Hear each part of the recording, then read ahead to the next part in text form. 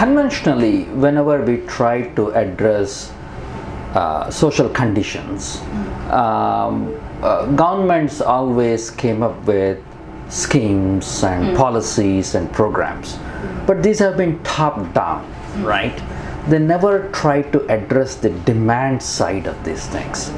So what is unique, I think, in this approach is adding the term Jan Andolan to the issue of Poshan Abhiyaan, right? That is by explicitly mentioning that it should be a people's movement. They are bringing the notion of demand side into the equation, I think. So that's the fundamental difference. So why this is so different from the past is right from the get-go, they're encouraging people to participate in this movement to stop malnutrition, right? So what that will allow one to do is to think about malnutrition as not just another condition, but as a condition that is unjust, unfair, and that's something that needs to be addressed, not just by the government with a top-down policy or a program, but that everyone, including the people, should be involved in it, I think. So that, I think, is a brilliant move. Now, having said that, can a social movement be engendered from the top down? Exactly. Right? Of course not. I think it is not a social movement. It's not a movement. Neither it is social nor a movement if it's coming from the top. But however, a component of a social movement is one, a core idea, a good frame, a pithy way of saying it that is culturally resonant, and that should come from that which comes from a very credible source, right? And that is what is different, and that is what is happening this time around. I think the encouragement for people to participate and mobilize themselves to address this problem has come from a very credible source. And what that source, the Prime Minister, has done is to develop or pick this phrase called Poshan Abhiyaan, Jan Andolan, and by framing it as people's movement, mobilized, a group of people mobilized against malnutrition, implies that it is everyone's problem, not just the problem of either the government or the people suffering from it, I think, number one. Number two, our country, I think India, has a very extremely rich history of social movements, starting, even before the independence movement, but the entire independence movement, and subsequently, I think, we are a highly mobilized people in many ways.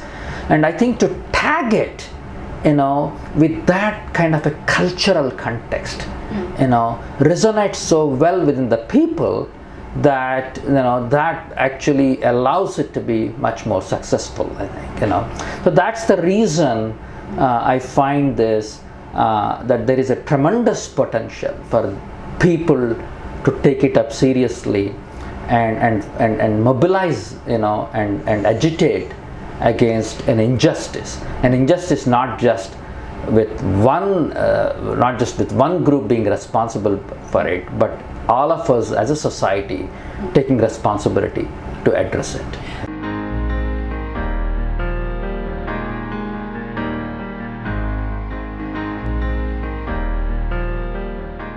When you mentioned certain groups and said, it is these people, they are already, women are, a substantial percentage of the population.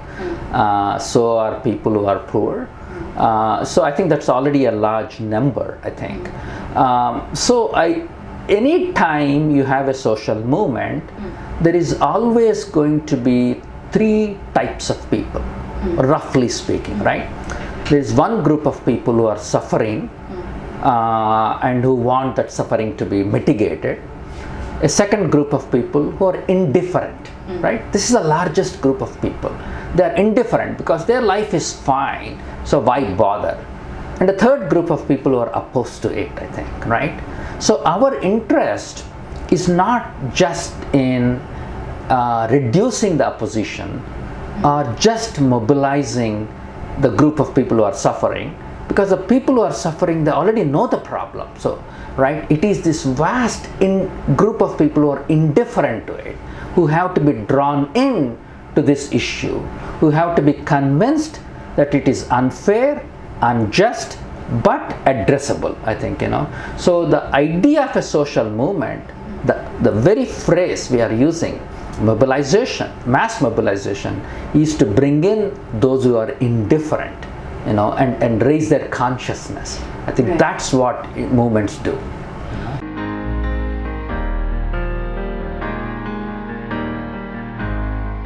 So we have been working with WCD ministry in Maharashtra, UNICEF, and a few other stakeholders, in really doing two things, I think, So we are, I must first say that we are one player among many, so I don't want us to take the credit or hog the credit, as we say.